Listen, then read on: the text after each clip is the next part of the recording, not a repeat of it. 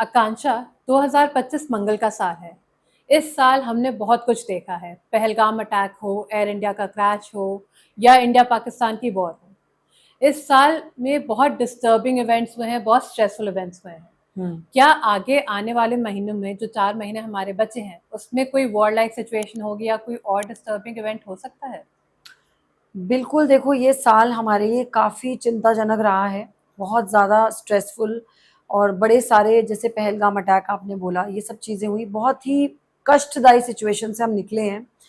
War की situation तो दोबारा से होने का पूरा-पूरा चांस अभी भी है, ऐसा नहीं है कि चीज़ें शांत हो गई हैं, इंटरनली अभी भी कहीं न कहीं कुछ ज़रूर डेफ़िनेटली चल रहा है, सिचुएशंस आ सकती हैं। मंगल जब केतु में था, 28 जुलाई को ही केतु के साथ मंगल अभी हटा है, तब तक थोड़ी ज़्यादा भयानक सिचुएशंस हमने देखी।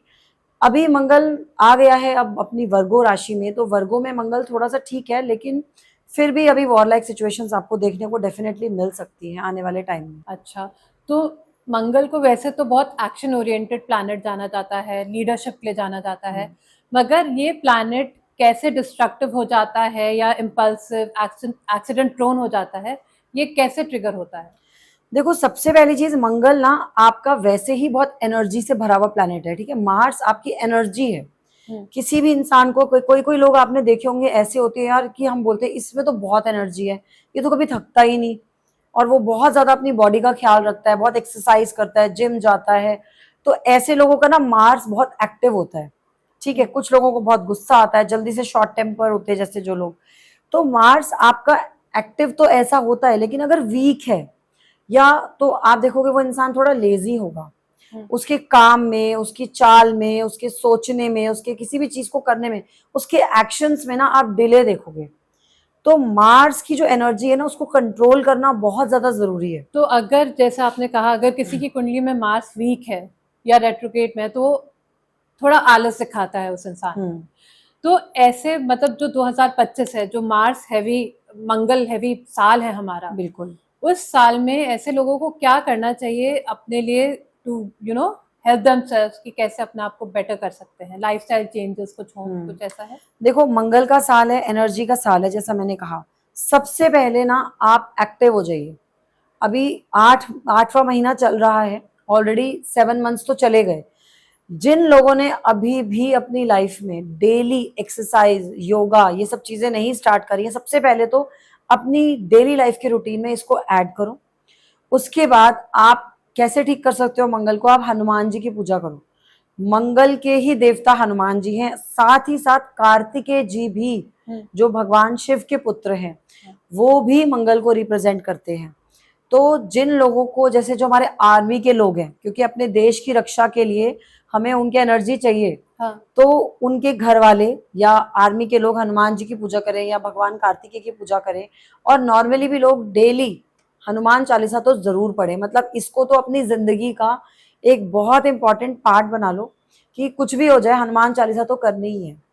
उसके अलावा आप अगर मंगल खराब है तो आप कुछ भी, जैसे मंदिर में जाके लाल मसर की दाल होती है, आप उसका दान कर सकते हो, लाल कपड़े का दान कर सकते हो, लाल चंदन का दान कर सकते हो। हनुमान जी को चोला चढ़ा सकते हो, चोला लेकिन सिर्फ मेल्स ही चढ़ाएंगे, अच्छा। फीमेल्स चोला नहीं चढ़ा सकती। सिंदूर चढ़ा सकते हो हनुमान जी को, कुछ नहीं, 2 तुलसी के पत्ते ही चढ़ा के आ जाओ, ये आप कर सकते हो। ये इसमें कोई स्पेसिफिक डे होता है मार्स के उसमें जाने के लिए, पूजा के लिए? ट्यूसडे तो देखो है ही, लेकिन मैं तो मानती हूँ देखो हर दिन भगवान का है। जब भी मन में है, जब भी आपकी श्रद्धा हो, जब आपके पास अच्छे से समय हो, आप इसे कभी भी कर सकते हो, लेकिन प्रेफरेबली ट्यूसडेज को। अच्छा, और जो लोग मार्स के नेगेटिव इफेक्ट फेस करते हैं, जैसे कि गुस्सा हो, इम्पल्सिवनेस हो, तो इनको अपने लिए क्या डेली मंत्र है और क्या स्पिरिचुअल रेमेडी आप रेकमेंड करेंगे इनके लिए? डेली मंत्र तो सिर्फ ये है कि राम नाम जाप करो, क्योंकि मार्स क्या है, हनुमान जी से कनेक्टेड है। हनुमान जी के आगे आप जो मर्जी करो, लड्डू दो, जलेबी दो, पान चढ़ाओ, कुछ भी करो, लेकिन अगर उन्हें राम राम सुनाओगे ना तो भीड़ में भी ना सबसे पहले कान लगा के वो आपकी बात सुनेंगे। इसलिए अपने आप को भी शांत रखने के लिए, अपने मंगल को अच्छा करने के लिए, हनुमान जी की ब्लेसिंग्स लेने के लिए, अपने अंदर आप अपने आप को इमोशनली बैलेंस बनाने के लिए राम नाम का जाप करो, जो सबसे सिंपल है। और वैसे भी देखो ऐसा माना जाता है कलयुग सिर्फ नाम आधारा है। अगर आप कलयुग में भगवान का नाम लेते हो तो उसी से ही आपकी लाइफ की बहुत सारी प्रॉब्लम सॉल्व हो जाएंगी। ऐसा कुछ है कि मंगल के लिए कोई जेमस्टोन हो, कोई क्रिस्टल हो या कोई ऐसा रंग का कपड़ा हो जो लोगों को मदद कर सकता है? देखो जेमस्टोन होता है आपका रेड कोरल, जो मंगल का ही मार्स का ही स्टोन माना गया है रेड कोरल। लेकिन रेड कोरल मैं फिर से कहूंगी एक बहुत हाई फ्रीक्वेंसी स्टोन है, ठीक है। अगर आपने बिना प्रॉपर अपना चार्ट एनालिसिस कराए उसको पहना, आपको ब्लड रिलेटेड इश्यूज हो सकते हैं, आपकी अचानक तबीयत खराब हो सकती है। इसलिए कोरल तो नहीं, आप रेड जेस्पर एक क्रिस्टल होता है वो पहन सकते हो, ठीक है। उसके अलावा आप कपड़ा ट्यूसडेज को रेड कलर आप पहनो। पर जिनका मंगल खराब है या मैं ये कहूंगी कि वीक है, वो पहने। लेकिन जिनका ऑलरेडी स्ट्रांग है अगर वो रेड पहने, क्योंकि red is also connected with the fire energy, तो वो आपका गुस्सा बढ़ा देगा।